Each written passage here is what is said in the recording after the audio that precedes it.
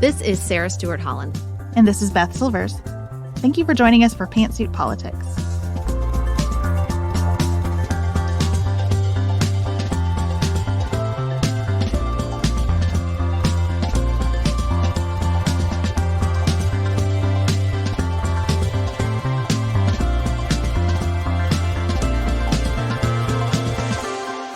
Thank you for joining us. Today, we're talking about the results of the Iowa Caucus. The very expected results still feel very hard to take. So we're going to be processing that here together today. And as winter has arrived across almost all of the United States, outside of politics, we're going to talk about snow. Just being cold. It's awful. Okay, we are fully in the swing of the presidential election cycle now. And we would very much like to be a valuable resource and support system for you over the next few months. We take it seriously when we say we take a different approach to the news here. So we would love to just walk through this election season with you, which we know can be very stressful in normal times. And these don't feel all that normal. It's our job to help you stay informed without burning out. So we would love for you to be here for every episode and share the show with your friends to continue to help us build the Pantsuit Politics community. We absolutely love hearing when you're talking about the show in real life with your people. So thank you for sharing those stories with us and for sharing our work with them. Up next, the 2024 presidential cycle has officially begun, with the voters of Iowa making their voices heard in the Iowa Caucus.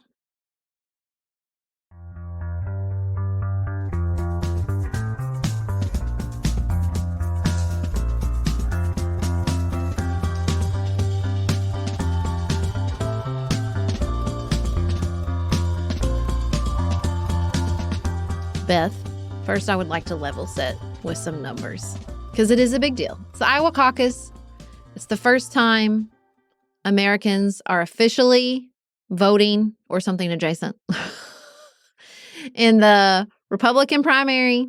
They also voted in the Democratic primary in the Iowa Caucus. They're just not going to reveal those results until Super Tuesday, but it's official. We've begun. However, we're talking about 110,000 people across the great state of Iowa, 110,000 Republican voters across the great state of Iowa. Not a lot of people. And of those 110,000, a definitive majority, 57,000, voted for former President Donald J. Trump to be the Republican nominee for president. 57,000. Just want to say that one more time. 57,000 people. That's what we're talking about today. 57,000 people. I, too, have repeated that number to myself numerous times this morning and was the first thing I said. I walked into an exercise class. The instructor said, I would like to talk with you about politics today. And I said, yes. And I just keep reminding myself, this is not a lot of people. And if you hear the stories coming out of Iowa and you think, well, that's weird that they put the ballots in like a popcorn bucket, it's also important to remember the caucuses are run by the parties. Primaries are run by states.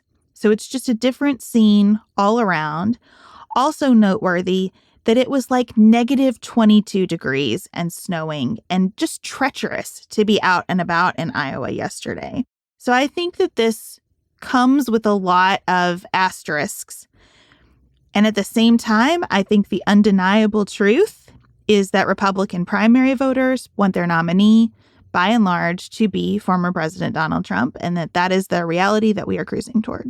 Well, I think what I'm coming around to is I just don't think there is a Republican primary voter, at least not one you can speak of as a group. I mean, yeah, he got a majority, but if you put the people who voted for Ron DeSantis and Nikki Haley together, they're just shy of one. I mean, that's still a big group of people who don't want him to be the nominee. I don't think it's enough, unfortunately. At least it wasn't in Iowa. We'll see what happens in New Hampshire. But I just have to remind myself, too, like, I just think the Republican Party is so splintered. It's so broken up at this point. I think the trouble is you don't get to put the DeSantis and Haley voters together. Yeah. Because for many of the DeSantis voters, Trump is their second choice. Yeah. And for many of the Haley voters, Trump could be their second choice. I have no idea. The people who are splintering off from Trump cannot reasonably be called never Trump, right? That's a teeny percentage of people voting in these primaries. And unfortunately, it looks like the general election is likely to be Trump versus Biden, which means that to defeat Trump, you can't, people aren't persuadable in that matchup, right? You just have to build the biggest anti-Trump coalition that you can. And that is just not something that anyone feels a lot of enthusiasm for as we're sitting here in January. But maybe that will change. Yeah. I want to stay with the Republican Party for a minute because I agree with you. We don't know who so many of those voters' second choices are. And I can be of two minds about that. I can hear people say, I think it's time for a new generation, or I just think he is so divisive, but I'm a Republican. And I think, should that be encouraging to me or discouraging to me? I don't really know the answer to that. It is frustrating to me, obviously, as a person here in 2024, that people don't look at Donald Trump and say, absolutely not.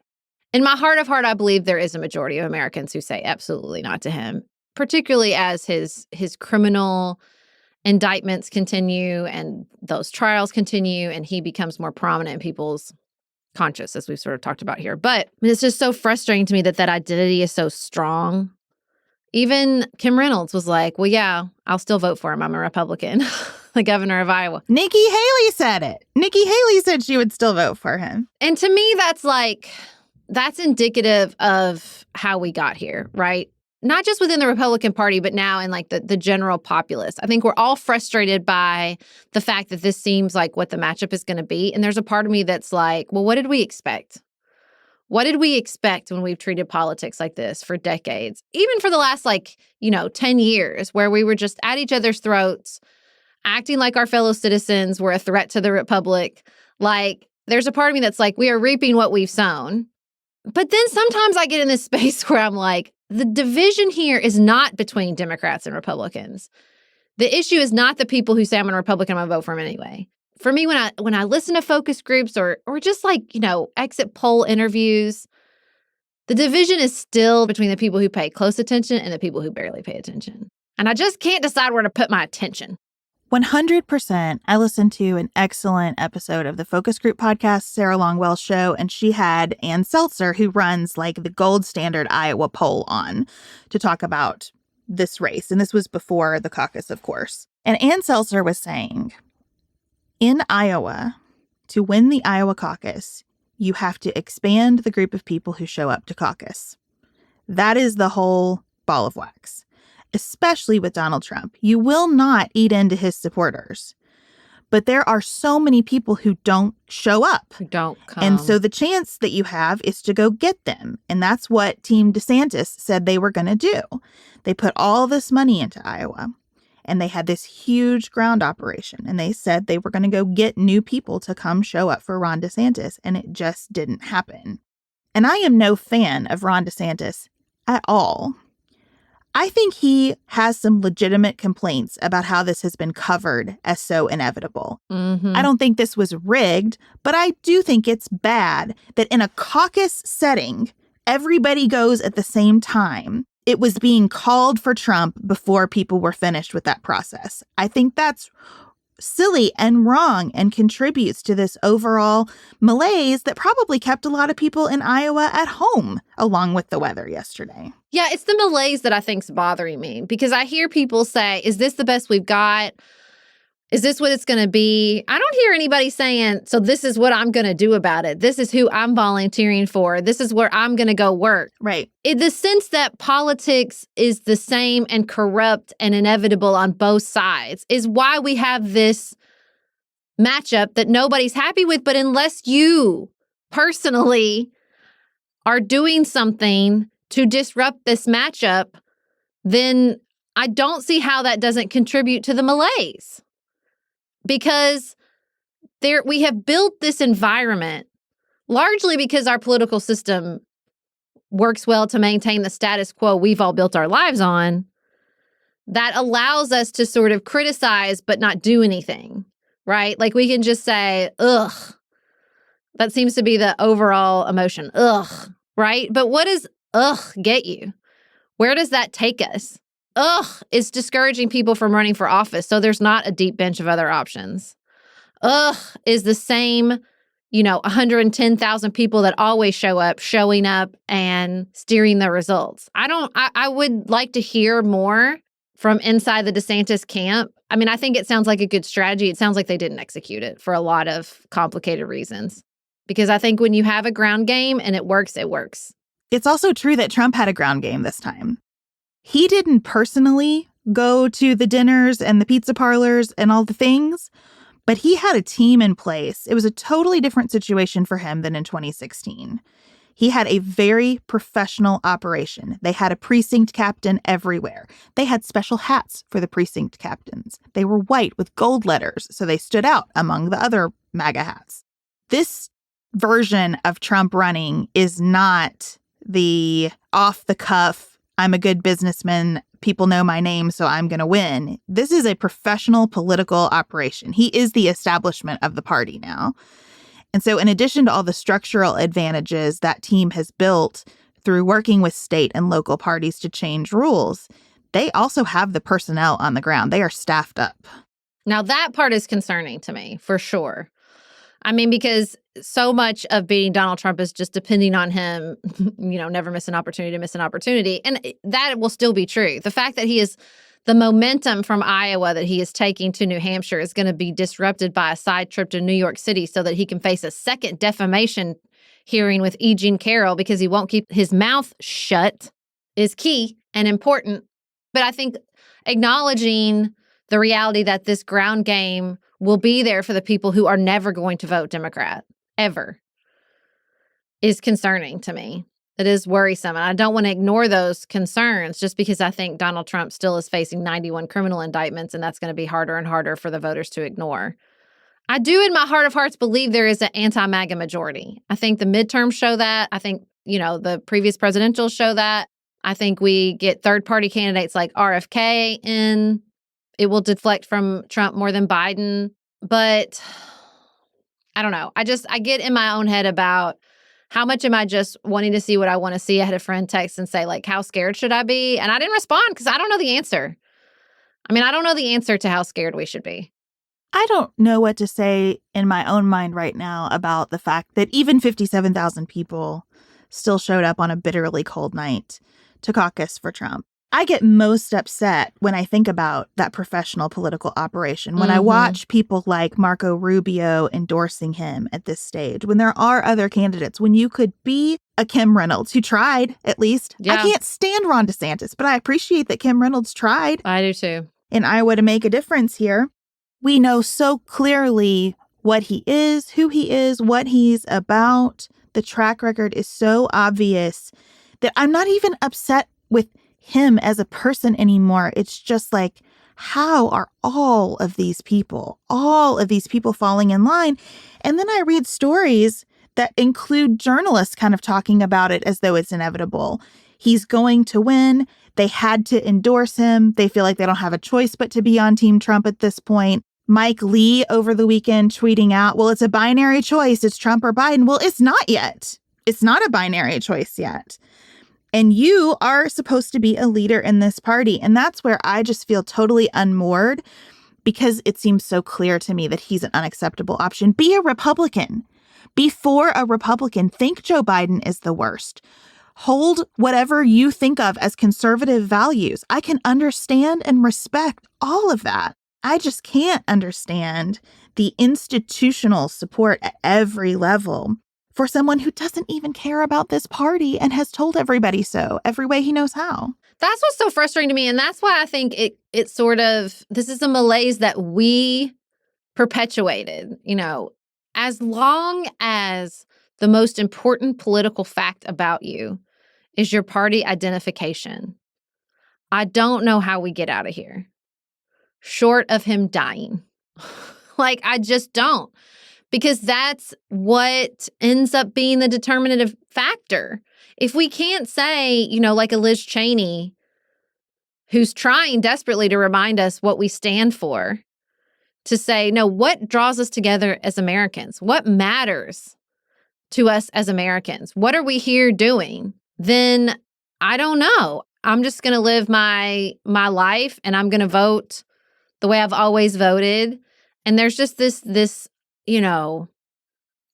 default that we fall to in American politics. And I think that default is how we got to an election that isn't about the future, isn't about what we want the country to be. It's only about Democrats versus Republicans, the sort of standard bearer in Joe Biden, the standard bearer in Donald Trump, because that's what our politics is. It's not a politics of ideas. It's a politics of partisanship. That's how we got here. And I don't know that his death even is enough to disrupt that. Were that to happen, were either of these people to die before the election, I don't think it disrupts that partisanship. I think that existed before him. He capitalized it. He supercharged it. And it follows after him. I think that as I listen to more, focus group oriented podcasts, read more pieces like the one we discussed in our last episode from the New York Times, it is just so deeply ingrained that we don't trust each other. There are a lot of quotes coming out right now where people are saying things like, yeah, you know what? I'm sorry to say, but maybe the United States does need a dictator. Well, that is indicative of a lack of trust in your fellow citizens. That's all that is, right? We need a dictator because the left has gone so far, because people are too woke, because whatever test of morality or religious purity you're imposing is not being met. That is just an indicator that we do not trust each other. But how am I supposed to trust someone who wants that? I know. That's the problem. Like, how am I supposed to trust fellow citizens who have super anti-democratic principles and ideas? Like, I just don't know where this ends. I don't know how we break free. I am encouraged by how many of our listeners are trying to understand. What I hear from our community is not, they're the worst. Mm-hmm. What I hear from our community is, I am trying to understand. I'm really, really trying. And I think that has to be the first step. That has to be the first step. Because I really don't know how we get out of this when it's just as simple as your partisan identity is the center point of American politics. That I just think that's how we got here. And I don't want to say, look, I'm not trying to say that they are the same. They're not. Joe Biden is not Donald Trump. I don't care how old he is. But the overall sense of malaise is an overall sense. It is present on both sides. It is present with Republicans I talk to. I've talked to Republicans who are like, really? It really feels like we're in this game of chicken. And I don't understand it. I don't understand where neither side will blink and say, if we pick somebody else, they definitely win. If we pick somebody young and different, they definitely win. I certainly don't understand on the Republican side. I really, really, really don't. You almost wish that you could just do what you would do with kids and be like, okay, 1, 2, 3, everybody's going to blink. We're just going to both sub in somebody new.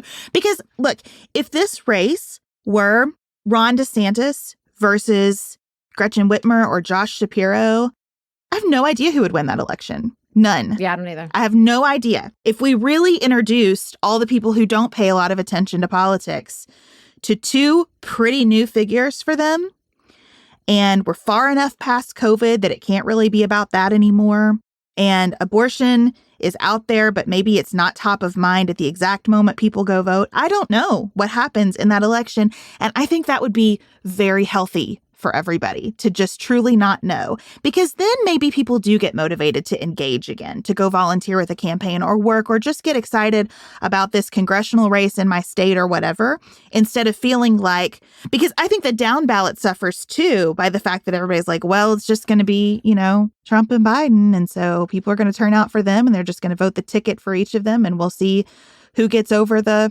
hump. Well, I really hope that the down ballot provides more energy. And I do think the analysis will change. I think we will get more and better information as people actually vote and don't just caucus. I really do. I think we'll get more and better information from New Hampshire. That doesn't mean I think Donald Trump won't be the nominee. But I do think that will be helpful and better information. And I just keep reminding myself, we do not know what's going to happen.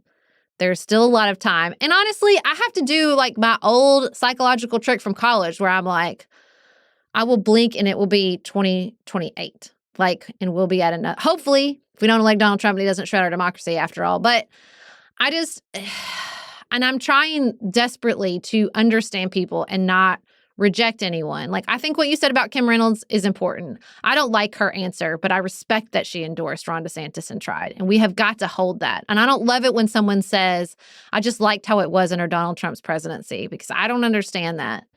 Or at least I understand it, but I don't agree with it. And I don't know. We just have got to get in a place where it's not, ugh.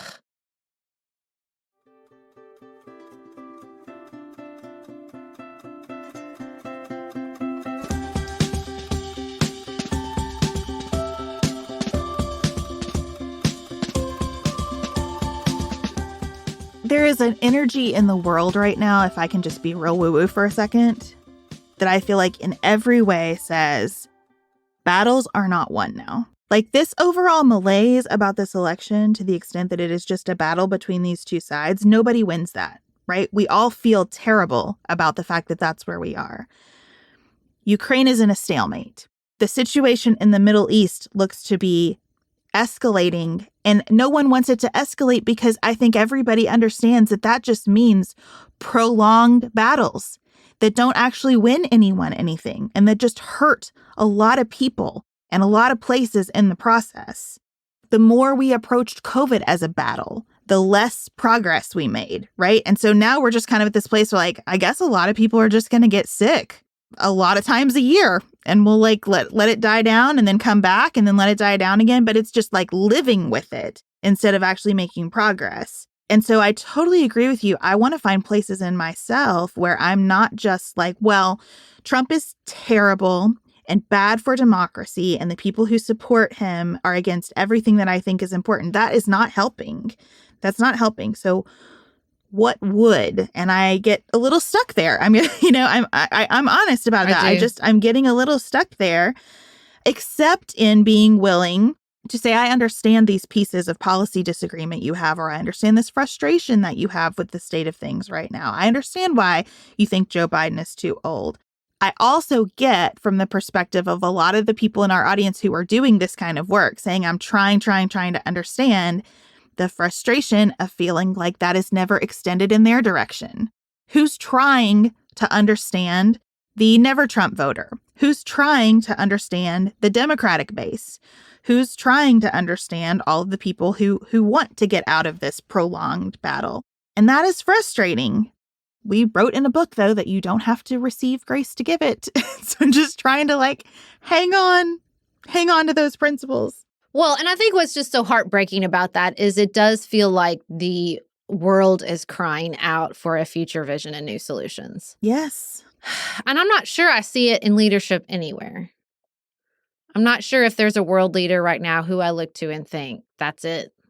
That's what everybody needs to be listening to. And maybe because we've like progressed past that, maybe this sort of vision of a savior who's going to offer this like FDR-like vision, or whoever you want to fill in the blank with, is just the world is bigger and more complicated and more connected than any one person can lead us out of.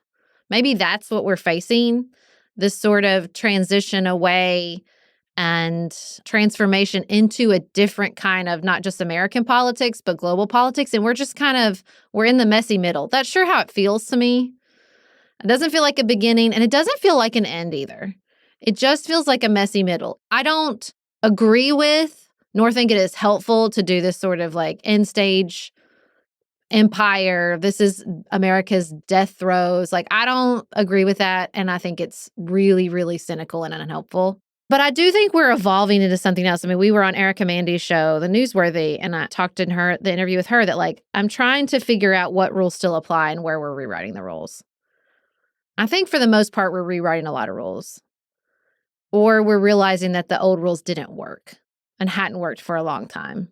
And, I have to believe that our generation and the generations younger than us will have a different way. Will have a different vision if they're ever allowed to get their hands on the wheels of power. And they have, and they are in many, many places in American civic life, in states across the nation, and cities and city councils.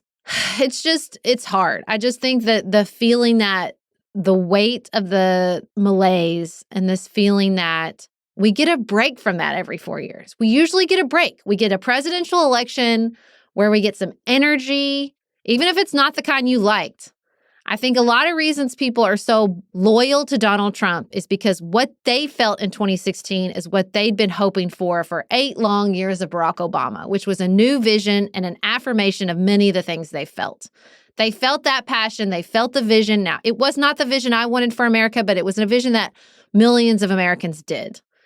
And so I think that once you feel that, it's hard to let it go. It's definitely hard to let the person go if they won't ever leave the actual stage of American public life. And I think we're all feeling that sort of frustration of this is when we kind of circle back up and even if we're fighting, we're having a conversation about what comes next in America. And I think the sort of heartbreak and frustration of this moment is it doesn't feel like we're having that conversation. I totally agree with that. We need some new energy. We need somebody to surge. We need all of those little pieces that make it fun for political hobbyists and interesting at all to people who aren't interested in politics. And we're not getting that. The other thing that I am trying to be open in my heart to about Donald Trump is that he provides a weird type of comfort that is a bit of an antidote to things that people have been worried about for several years now. Donald Trump just seems uncancelable. And where you have a lot of people who have felt this sense of scarcity, oh my gosh, all the rules are being rewritten. All the things are changing. We are in the middle of a transformation. What am I going to lose in that process? I think there is something on a very primal level in seeing Donald Trump have staying power that just feels good. It just feels affirmative, I can hang in too, because I'm not nearly as bad as he is. I mean, even the people who love him know that they're nicer people for the most part than he is, right? That they don't hurt people in the way that he does. They don't have 90 felony counts. If he can hang in, then I can hang in too. And there is a piece of me that can understand that. I don't know a healthier way to get that comfort out in the world, but I would like to find it as well. It just becomes clearer to me all the time that we are really not talking about politics when we're talking about Donald Trump. We're talking about something so much more fundamental than that. But there is no one else bringing that out in people. And I think you're right that we aren't in a world anymore where there can be an FDR or a Churchill or that kind of one person who really speaks to everybody. Everything is niche. We don't even have one TV show. Football is the closest thing to monoculture that we have. But I still think we're humans who fundamentally want to follow other humans and are inspired by big sweeping stories. That's why people got so attached to Volodymyr Zelensky for a time. And to have a race where we aren't finding those new people is tough. Nikki Haley was looking pretty good in terms of raw numbers ahead of the Iowa caucuses, but her enthusiasm levels were very low. And there's a piece of me that's well, that's kind of healthy. We don't need to be so wrapped up in our political leaders that we're so gung-ho about them.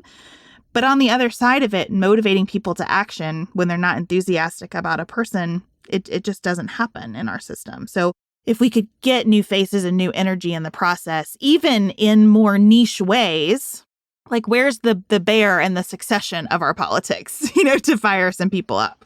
Well, and I just wonder if it needs to be among ourselves and not waiting for some leader.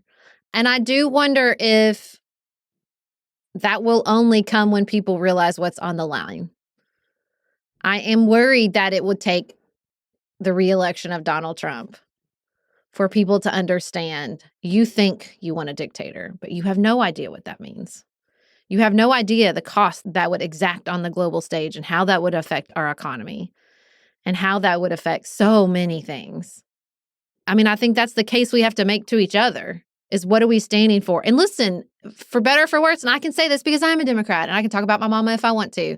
It's hard to make the case that we have something worth fighting for when the Democratic Party has spent years telling everybody how terrible America is. How racist we are and how sexist we are and how all the systems are broken and we're in late stage capitalism and the empire is dying. And now we're supposed to turn around and say, fight for our democracy. For what reason? What exactly are we fighting for? And I don't think Joe Biden argues that. I think partly that's why Joe Biden won.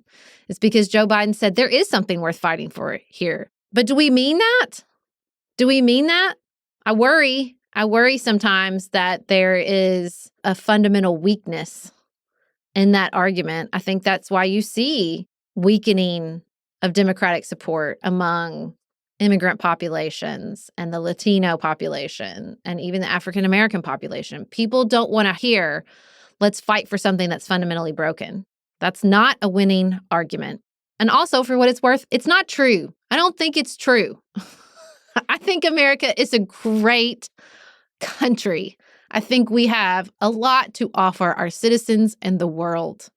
I think the leadership of Joe Biden has shown that. And I know not every American agrees with me, but a free press and the rule of law and the power and sovereignty of a people to choose their own governance is worth fighting for. It's worth it. I will just say, though, that I would like to pull back from the fighting language because while we have some people who think it's not worth fighting for, we have some people who think it is worth literally fighting for. And I don't mean that either. I'm not asking anybody to pick up a weapon or to die or to do what we ask of our troops all the time. I am just asking you to vote for someone who might not be your favorite. I am just asking you to vote all the way up and down the ballot. And maybe spend a few minutes on the internet before you do that, finding out what those people stand for, right? Like, I am asking you in so many ways not to fight, but to bring the temperature down, to say, I might not have agreed with the way that President Biden conducted the withdrawal from Afghanistan. I did not. And yet, I think President Biden, if he does not receive the most votes, will concede. Like, I think if he loses the election, he will lose the election. And right now, that has to be my top priority. So it's like this weird mix of asking people to value what we have and also to value the comfort in which we can continue to have it if only we will allow that. Well, I think the tougher part of this and the thing we haven't touched on is that democracy is being violently defended right now in parts of the world in which we are closely allied with that fight. I think the war in Ukraine and the war in Gaza and increasingly expanding conflict in the Middle East is weighing upon people's minds. I think we think Americans don't care about foreign policy, but I don't think that's true. I think if you listen to those focus groups, it comes up pretty regularly that people understand that there is a lot of violence out in the world. And some of that violence revolves around the right of a people to define their own destiny as a nation. And I think that that has to be a part of our conversation and our calculus to say, you know, what is America's role? Because I think there is a lot of protectionism as an argument. I mean, we say that we're not arguing about ideas, but maybe that's not fair. Maybe we are as Americans. Maybe, you know, the conflict around the border is a conversation around ideas.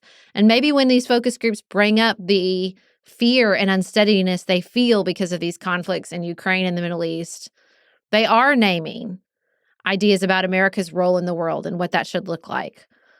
Maybe the issue isn't that we're not talking about ideas, but maybe that we're not honoring the ideas people are articulating when they say they'd support Donald Trump. I think it has to be true that people are feeling burdened by foreign policy issues because of how frequently my kids say, are we about to get into another world war? Mm-hmm. I just think that that is filtering through, that people are scared. I don't like news that American ships are being attacked in the Red Sea. That psychically weighs on me. And it psychically weighs on me to think that Vladimir Putin just rolled his troops into another sovereign nation and continues to fight for that nation to become part of his territory. That really bothers me. I think some piece of my brain said that humans had evolved past that kind of territorial behavior. And the fact that we haven't makes me very anxious. I am here for that feeling. And if I lean into that hard enough, I can have a different view on the southern border. I can at least see where people are coming from. I think all that's true. The other thing that I think is really complicated about this is a lot of what we're asking people to consider from the Democratic side is protection of anti-democratic aspects of our republic. It is true that it would be anti-democratic to remove Donald Trump from the ballot.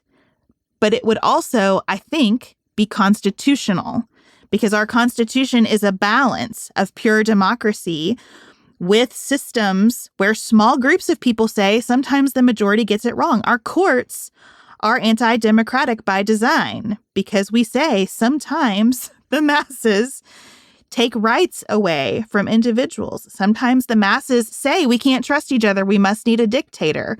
And our system is designed to say, hold up there. That might look good to you in the short term, but in the long term, you're part of something bigger than what you think is needed in this particular moment. And so that's really hard to articulate and defend and persuade people around too, especially when so much of it is exceptionally complicated. Yeah, and that's what you hear. I just think that the depth and complication of his particular legal vulnerabilities just cause people to shut down. They just go, well, there's so much of it, they must, instead of saying there's so much of it, some of it must be true. It's like there's so much of it, they're just going after him. Now, I think some of this is because we're early in the process. And as the process continues and is covered more and more, and he is more and more being seen as the party nominee, I hope that changes people's calculus. I hope they see that he is weak. I hope if people didn't vote for Hillary Clinton because of one stupid press conference, then this will matter as well. And I think that's true. You know, we're reading Democracy in America, Alexa de Tocqueville's seminal piece on American politics and the American populace. We're going to read it along in our premium community. We're about to launch that. And he spends so much time on that in the beginning, that like there is a sovereignty of the people, but also from the beginning, there was this sense of like, yeah, but sometimes they could get it wrong. Sometimes they get it wrong. For example, the Electoral College, which paradoxically was set up to protect from the majority getting it wrong.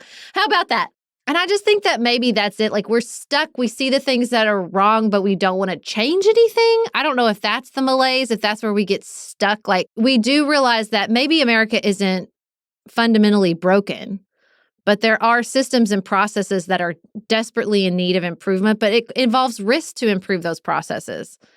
And it's not bad enough to take on the risk, but it is bad enough to check out of the process. We're just in a pickle.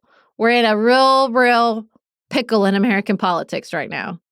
I am also reading this textbook called like The Key Text of Political Philosophy, because I just am really searching for what are we doing here? What is all this about? What are we missing? And in the introduction, the authors spend quite a bit of time talking about the importance of leisure and how the classical definition of leisure was not just to escape. It was to talk about what really matters in life. Mm-hmm. And by that definition, we have almost no leisure at this point. I'm observing right now that more and more people are kind of apologetically saying to me that they want to talk about politics with me. This is what I do for a living. I'm a professional talker about politics. And people are apologizing to me when they want to bring it up. So I think the malaise begins with this idea that this is all terrible. It's too terrible to even discuss in polite company. Why would anybody want to do it? And meanwhile, it simmers more and more deep in each of us. I think the fact that we both feel this pull toward like Socrates and like the classic texts on organizing communities of people around a common goal means that that's out there in the universe, far beyond us, and that people are searching for it, and we don't really know how to connect with each other. And I do think there are things that tie us together, not just our democratic principles and what we're doing here. Because, yes, a lot of times somebody will say something in these focus groups, and I go, what? But often I'll be like, no, they're nailing it. A lot of people bring up the cost of housing. Yeah, they're right. They're right. Who's talking about that? Who's naming that? Who's coming up with solutions to that? They'll name something like the cost of groceries, which is true and right and accurate. You know, like there's always enough there that I think I agree with that. I agree with that. I don't see a lot of leadership on this issue. And it's tough because, you know, what is the president of the United States supposed to do about the cost of housing?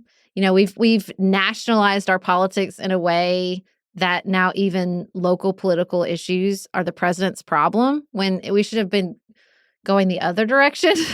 And maybe we are. Maybe that is an indication that we are starting to go the other direction. I really do hope the presence of these down ballot races at least provides some texture to all this. So we're not just staring at each other going, Biden, Trump again, huh? Wow. Like something, anything. And I mean, there's a part of me that's like, at least we're moving forward. I don't know into what, but I was done with the months and months leading up to Iowa. Trump and Biden, huh? Wow. Like, surely to God, now that the Iowa caucus is over, we can move into a different level of analysis and a different level of conversation, not just in the media, but among ourselves as citizens. And we will be here for that conversation. We love having it with each other and with all of you. Up next, we're going to talk about cold weather.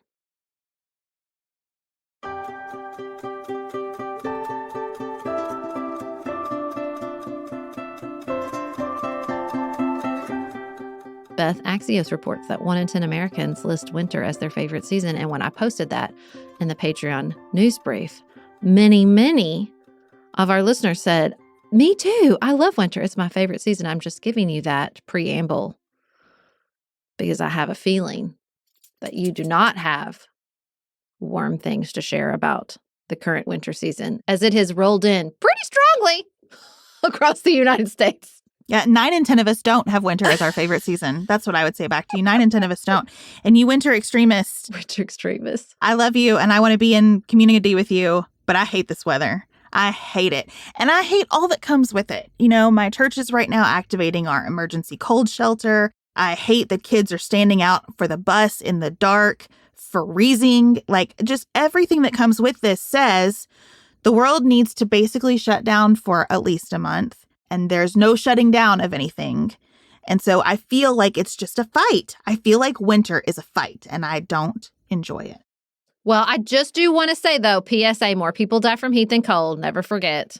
Because heat sneaks in there and gets you in a way that it's not, that cold does not. Cold announces itself pretty strongly. You walk out the door and you're like, oh, no, I have to go back inside right now.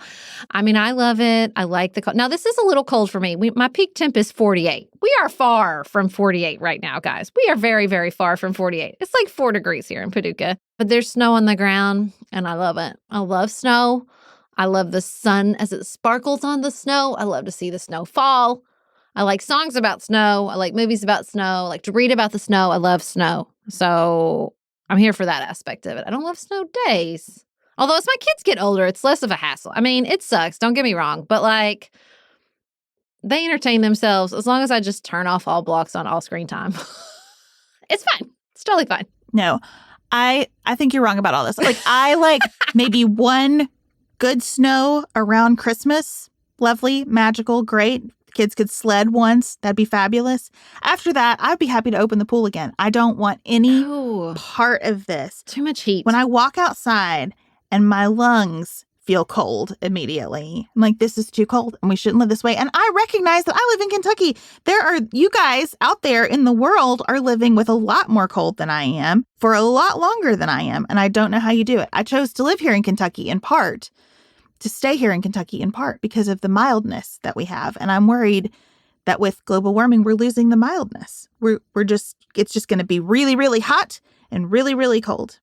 I would like to make a case to you. And I think I would be supported by our friends. So many of our friends who live in Michigan, Minnesota, Wisconsin. I mean, that is a real center point for Pantsy Politics support, okay? There is no bad weather. There is only bad gear.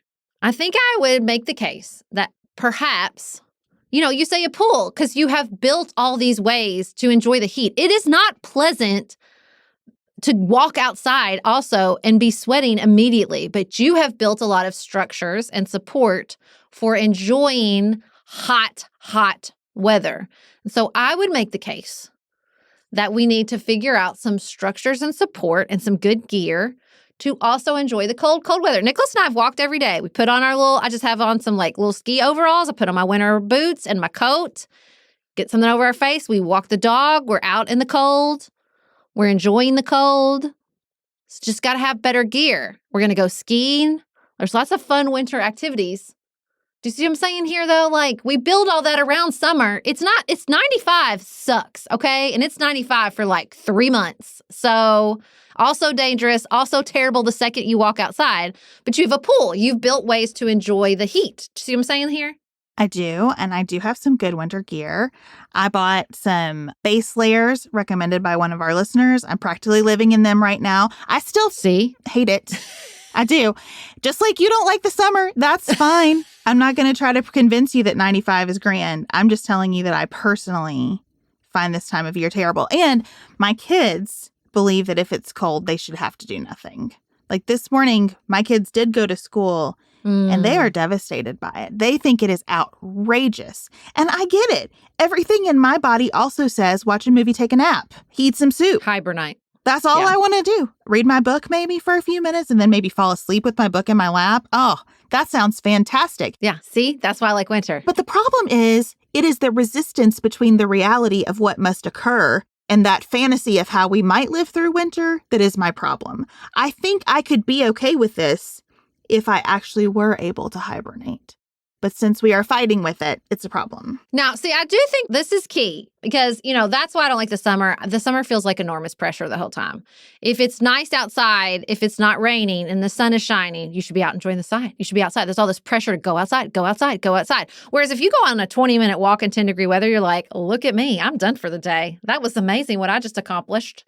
And I think, some of this might be like schedule. Like our schedule really slows down in January and February. So there is a lot of hibernating. We have whole entire weekends with nothing to do. You need to work around that. You need to change that academic team schedule so that you don't have to go to academic team meets in the cold. That's the problem.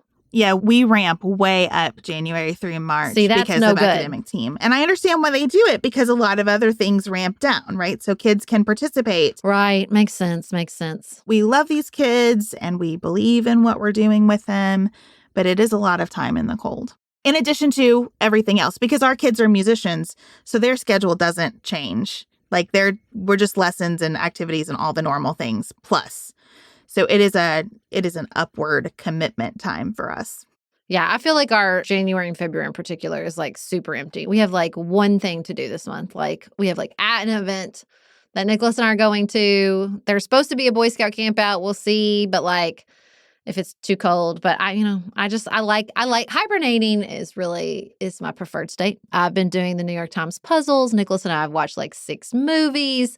I've drank so much hot chocolate. I'm baking. The fireplace is going all day, every day. I love it. I love it so much. Well, good for you. We need to ask our cold weather people, like, what's the pool equivalent for cold weather? What do you have in your life, in your backyard that allows you to enjoy the cold? I guess just like a ski slope? I don't know. Let's answer. That's a good question for our community. We know we have many, many, many of you cold weather dwellers in the Pantsuit Politics audience. So we look forward to hearing from you. And also the rest of you, if you just miss summer and you're sad, we'll listen to you too. We will provide a safe place. The 9 and 10 of you that feel that way, that's cool. The 9 and 10. Hey, some of those people might be fall, okay? They're not all summer. There could be some fall and spring in there as well. Just saying. We will be back in your ears on Friday. We hope that you will share this episode with a friend as we move further into 2024 so we can all be here together having these civic conversations. Until then, keep it nuanced, y'all.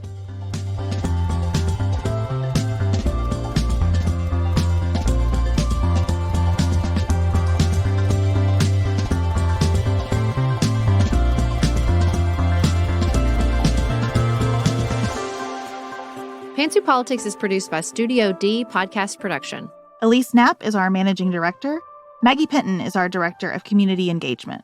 Xander Singh is the composer of our theme music with inspiration from original work by Dante Lima. Our show is listener supported. Special thanks to our executive producers: Martha Brunitsky, Allie Edwards, Janice Elliott, Sarah Greenup, Julie Haller, Tiffany Hassler, Emily Holiday, Katie Johnson, Katina Zuganellis-Kasling, Barry Kaufman, Molly Kors, Catherine Vollmer, Lori Ladow, Lily McClure, Linda Daniel, Emily Neasley, The Hutchins, Tracy Putoff, Sarah Ralph, Jeremy Sequoia, Katie Steigers, Karen True. Annika Uvaline. Nick and Elisa Valelli. Amy Whited. Emily Helen Olson. Lee Shay McDonough. Morgan McHugh. Jen Ross. Sabrina Drago. Becca Dorval. Christina Quartararo. Shannon Frawley. The Adair family. Jeff Davis, Melinda Johnson.